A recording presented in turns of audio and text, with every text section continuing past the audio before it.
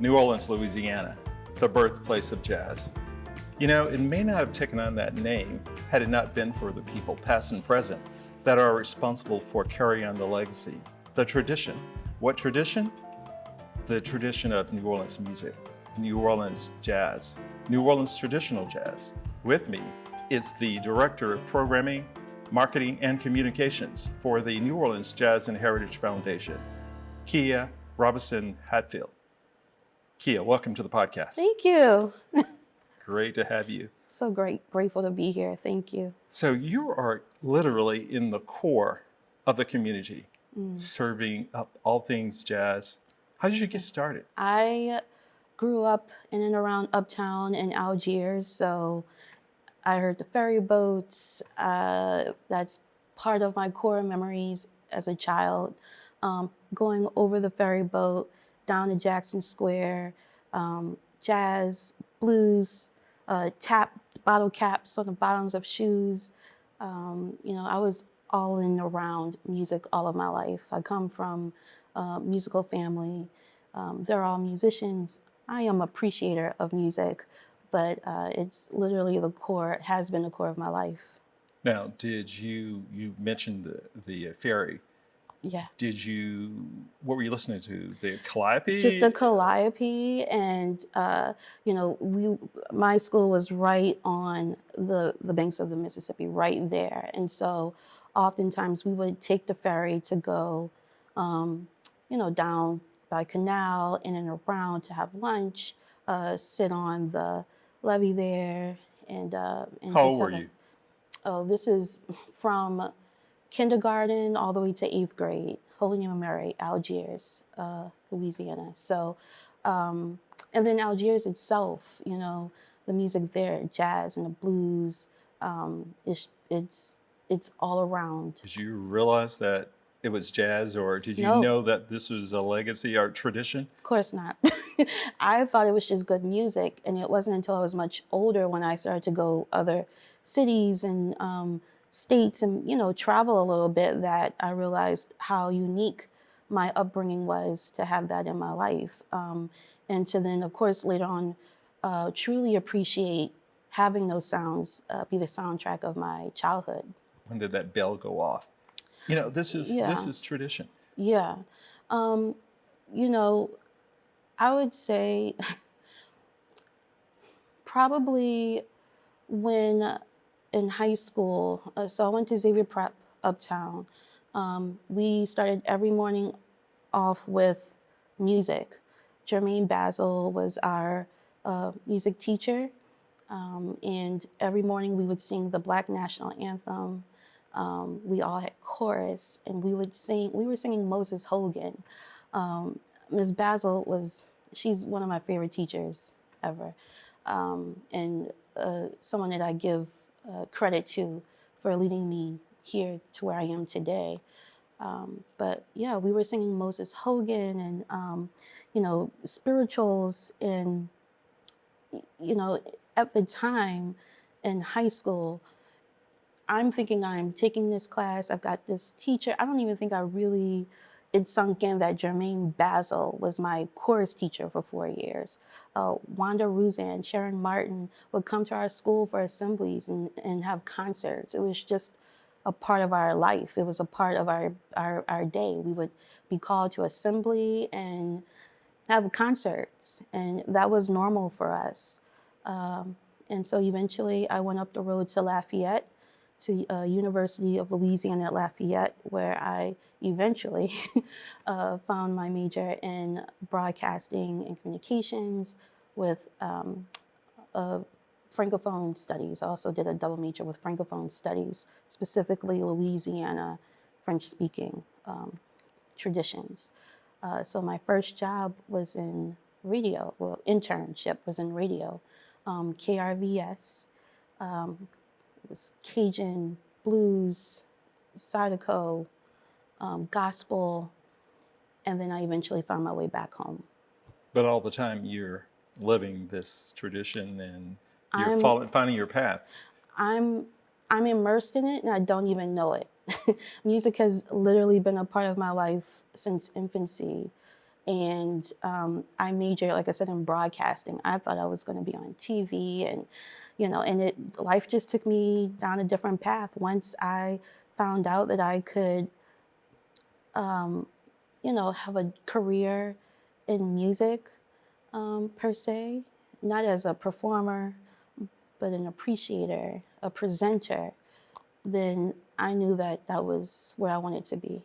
Speaking of performer, did you play an instrument when you were a kid? I was very bad at piano. I played flute for a little bit. I mean, I dabbled in all the instruments, but I think around junior year in college, I was like, okay, I'm a presenter. I am an appreciator. I can connect people, and that's the lane I chose to stay in. And you mentioned being from a musical family. Yeah. You want to elaborate on that? Yeah, my dad's side of the family, they're Baton Rouge. My uncle is a sax player. One of my uncles is a sax player. Another of my uncles is a musician, a vocalist, a DJ, and he plays multiple instruments as well. So yeah, it's again in my family and my blood. How do you speak to being passed, the elements of the music being passed down? Because it was not foreign for me to be at a family function and instruments would be played, or even my community aunties and uncles, would invite me to their gigs underage, and listening to them sing and play guitar or sit on the set with whatever musician. It was a way of life for me. I didn't know any other type of life. And then weekends at Second Lines, and it was just a way of life. And truly, when I went up the road to Lafayette, that's when I had my biggest shock. I was like, wait a minute, this is different music, and these are different traditions. It's not like New Orleans, similar, because music is also very centered in that community as well, but different types of music and expression. Lafayette is known for Zydeco. Zydeco, Cajun, Creole music. They also have classical and those art forms. Very beautiful community, and very supportive of the arts. So it was just, for me, it was building upon what was already, I had this really strong foundation of music, but it opened my world of all of what Louisiana has to offer as far as music and artistic expression. How do you see New Orleans in terms of being rooted in traditional music? New Orleans is, there's no place like it. And even in my farthest travels, recently I just came back from France. And while over there, the folks, the people, the musicians were, they're so appreciative of New Orleans and look at us as the mecca of jazz and tradition. And even so much try to copy, emulate what they hear on like YouTube. And yeah, they can play it back. They can, no shade on the my French folks. They can play it back, but the improv that you hear here, it's unmatched. So, as far as New Orleans being the place, the birth city of jazz, yeah, absolutely. We're the blueprint. How do you see that evolving? With this next generation, I see of musicians and culture bearers, I see so much promise, ambition, and dedication with these emerging musicians. So much promise, innovation, and basically taking traditions that they grew up like me, but they actually have talent, and you know, advancing them forward. So putting their own spin, holding true to the core values and traditions, the sounds, but also just kind of moving it forward a little bit more, you know? Um, so yeah, I see that, I see our older community folks passing traditions down to our younger folks, them taking those traditions and making their own sounds, rhythms, while also honoring what is already has been done for hundreds of years. So I see it advancing quickly. Okay, so we have brass bands, we have the tradition of Mhm. the second line, Yep. the jazz funerals. Yes. How do we maintain that in terms of heritage? Well, from my part, I can say that we support it. We support the culture makers. Um, and by support, I mean financially. We pay them for their work. We give them space to create new works. We teach the younger generation the values, the traditions, the oral traditions, and the stories, while we have our elders still here with us. We support it all around. And that's continuing. We archive it, we preserve it, and invest dollars into that. And in order to support the music, you have to support the people. What part does the Jazz and Heritage Foundation play in preserving the heritage? I could name a few ways. One, through, we have a program called the Community Partnership Grants, and we have roughly over $2 million annually that we invest directly back into the communities. That money is budgeted every year. It's from the proceeds from Jazz Fest. And so with those proceeds, we're able to put them back into Louisiana communities. And we do that through education, in-school and after-school programs to support our young budding artists, teaching artists. We do that through our presenting grants, which is supporting other organizations who are producing festivals and hiring musicians. So our grants will pay for the musicians to perform in those festivals all across Louisiana. And we do that through new creations of art. So podcasts, documentation, preserving, music recordings. So in all, it, like I said, over $2 million invested back into those into our community. Another way, you mentioned funerals earlier. We have a discretionary fund in which we support musicians and culture bearers who have passed on. So making sure that they receive a dignified burial with the support of the Jazz and Heritage Foundation. So it sounds like that's benevolent. Yeah, yeah. I don't want to make it just about the money. Money, of course, is very important. But like right now, we're in the George and Joyce Jazz and Heritage Wing Jazz and Heritage Center, where we put on dozens of concerts a year, provide space for those culture makers, music makers to have to perform and make the culture. Um, Second line crews start their parades here. It's nestled in the Treme, which is historic in of itself. So, place funding and support.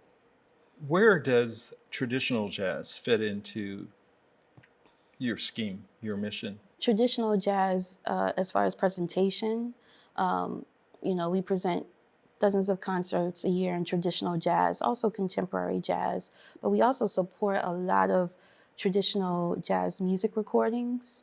There's dozens of musicians coming out with working on albums that will be supported with our grant program, and they're working right now. So, and of course, with festivals, being in festivals, we share information about musicians. Like, there's no gatekeeping here. Hey, have you heard da da da? And here's their contact info. And not just to have them in New Orleans, but to spread them out across the state and across state lines, across country lines. I think New Orleanians are a little braggadocious, and I think we deserve to be. I think we have some of the best musicians in the world right here, around the corner too. Um, and so they deserve to be heard and they deserve to be seen. Their work deserves to be supported. Speaking to places to hear and see the musicians, Mm. are we lacking in space and venues for a specific type of music, especially traditional jazz? Is that something on your radar in terms of? It is definitely on my radar. I think just from what I've seen, I don't think it's so much a lack of places, but maybe a lack of resources um, and opportunities. Is traditional jazz taking a back seat to the other forms of music that we find anywhere else? I don't think so. I think it's all in who you communicate to and how you communicate to them. We can fill this room up by booking a traditional jazz band and oversell it, actually. Um, I don't think so. I think what we can do is encourage more opportunities for our trad jazz artists to perform and encourage, you know, them to be playing in different spaces, other places. Because guess what? Europe, they love our traditional jazz music and musicians. They are just beside themselves that there's music playing on just about every corner here. So they're eager for that exchange to happen. Who are some of your favorites in the traditional jazz space? Not to play favorites, but I love Don Vappy, and of course Jermaine Basil. I don't know. I when I hear their music, it puts me, no matter where I am in the world. If I'm hearing Don Vappy's music, I immediately put myself like back in Algiers near the levee. Uh, it's just, I don't know, it's connected to that memory for me. And Miss Basil, it triggers not only just like a memory place, but like smells and it's a physical triggering for me when I hear her music. But it puts me back uptown, running up the street with my girlfriends from Xavier Prep, and these are the artists that I truly adore and can listen to them at any time when I'm homesick or, you know, when that taste of that nostalgia. What can the community do to participate in this preservation of tradition? Go to shows. When you see, local artists being promoted, go and support them, go and see them. Um, they can tip, they can look at their YouTubes, they can go to their websites, buy their merch, they can, um, you know, there's so many venues around town, right, that present this music. We do. Um, the Jazz Museum does a great job presenting. Um, Jazz Market, so many folks do drop. You go and support these musicians by attending their shows and buying their music. I told a colleague this one time that I, especially in my line of work, I can't not picture music in any of these spaces that I'm in. Um, when I go uptown, I hear a certain sound of music. When I'm downtown, I hear music. When a certain type of music. Algiers, Mid City, um, it the music is literally connected to every fiber of this town. Well, you can have a job in communications for working at a corporation, Yeah, but it would be a job in music music. that your life is, every Yeah, day. yeah. A little off subject a little bit, but so before I worked here, I worked at the radio station at it's Cumulus Broadcasting now, but I worked for it was a jazz station, uh, like a pop station, um, R&B and country, and um, I don't know, love music, but it was different. It's different than what this job and how music means to me here music is connected in every part of my work, um, in my communication with folks. We're talking about music constantly, and that's interesting for someone who does not play music, who's not a music player. So, But if it wasn't for that connection that you had coming up, it wouldn't feel this way. it wouldn't. You're right. It absolutely wouldn't. And yeah, just like when I hear the Calliope and it brings me back to a time and place, or I hear a jazz record from Miss Basil, or I hear a Moses Hogan tune, Raymond Miles, gospel was a big part of my life as well. Um, it's so interconnected, and I'm just forever grateful for that. So is it safe to say that what you do here is definitely linked to the preservation of the culture and the music? I think so. That's what I strive for sure. I definitely advocate for supporting our local artists in their creation, whatever it may be. I strive to support our tradition bearers, culture makers, the second line groups and the Indians and, baby dolls and so forth. Um, and also making sure that they know, okay, you've made this incredible piece of work. How do we make it live for 100 years? You know, um, so it's important in the conversation. Speak to education and music being in the school system. So we have a music school. It's called the Don Luce Jameson Heritage School of Music. It's a free music school. It's open 4 days a week after school and on Saturday mornings, or Saturday from 10 to 1, right here at the center. And we have right now enrolled around almost 300 kids, if not more than that. And like I said, it's a free music education program. So our beginners program is the program where you can come in, no skills at all. I just want to learn music. I don't own an instrument, or I can't afford to own an instrument. Here's an instrument for you. We're going to teach you how to take care of it. We're going to teach you how to play it. And then you own it. And you will graduate into the larger program and continue on. So initially, the school was to supplement, the music school was to supplement music education in the schools. Since Katrina, that has rapidly changed in our school system. Music and the arts, period, has changed. It's not like when I was in school when we would have an assembly and Sharon Martin is performing in front of 300 girls. These kids, I would say for the most part, don't have these opportunities, the same opportunity. And I know all of us here want that for them desperately. With the school in mind and thinking longevity of how we could support music education in the school, um, a group called the New Orleans Music Education Collaborative was created right here in this room. And it is made up of partner music education organizations. To name a few, just NOCA, Roots of Music, Trombone Shorty Academy, Make Music NOLA. It's about 14 partners. And these great minds meet and they talk about what is the roadmap, what is the pathway for us to get music back into the schools, because it is needed.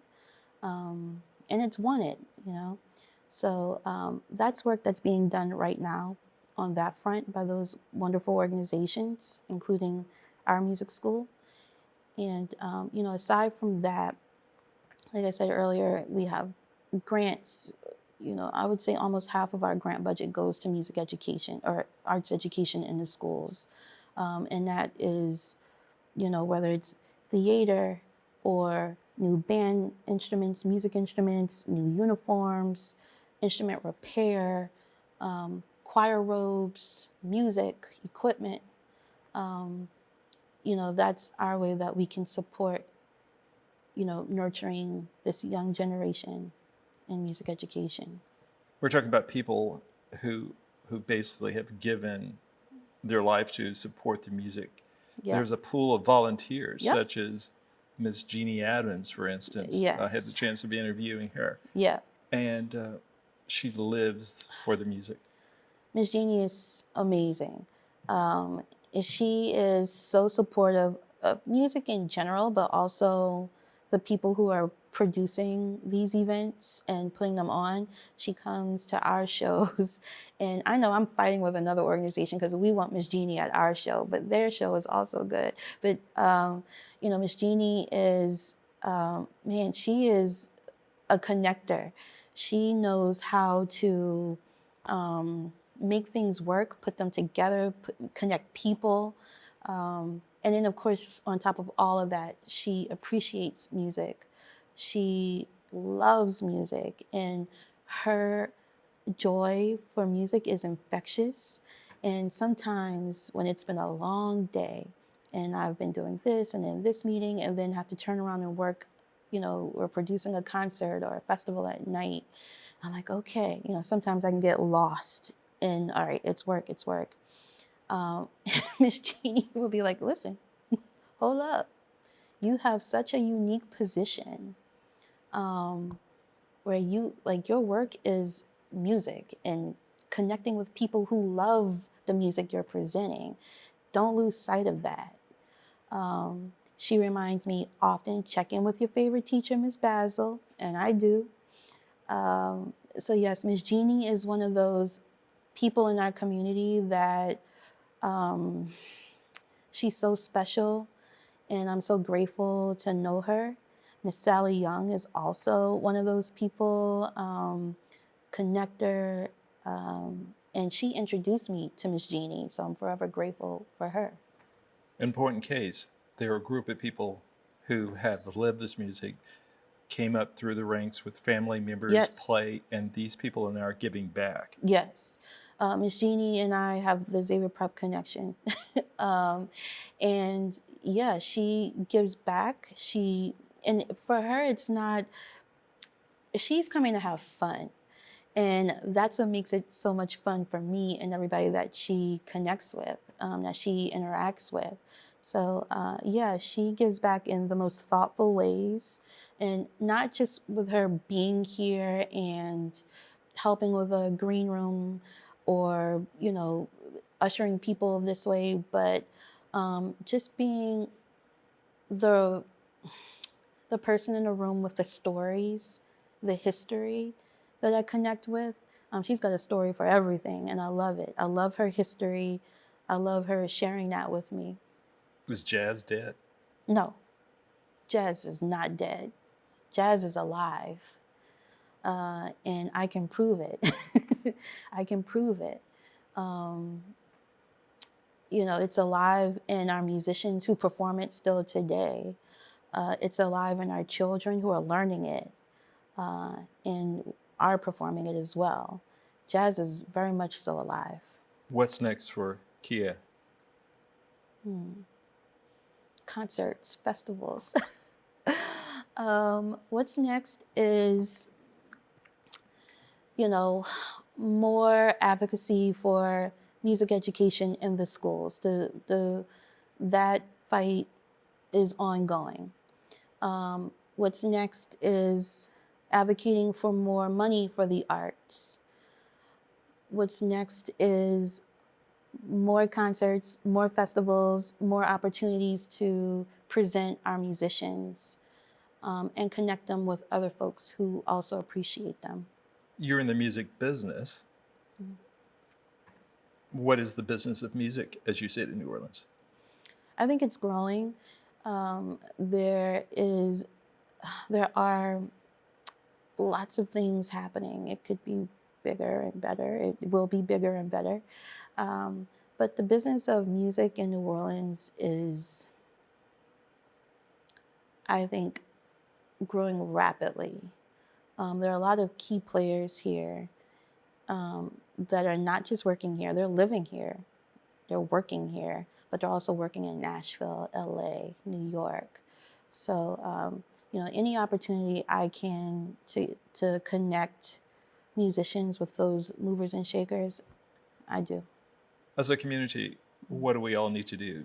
The way that we can support musicians and especially music culture in New Orleans is to go out to the bars or the clubs where they're performing, support them, watch them, buy their music, listen to WWOZ, and support your local musicians. Do you think we would have traditional jazz if we didn't have the families that basically every home had a piano? Right. Yeah. No. I think that if this neighborhood didn't exist, we wouldn't have it. And especially the families. Their kids and grandkids are carrying on those traditions too. We owe a lot to them for advocating those old sounds and keeping them popular and relevant. In this neighborhood being, This neighborhood being Treme. you can live your life without jazz, but it's going to be a sad ass life. It'd be very sad. Very sad. There's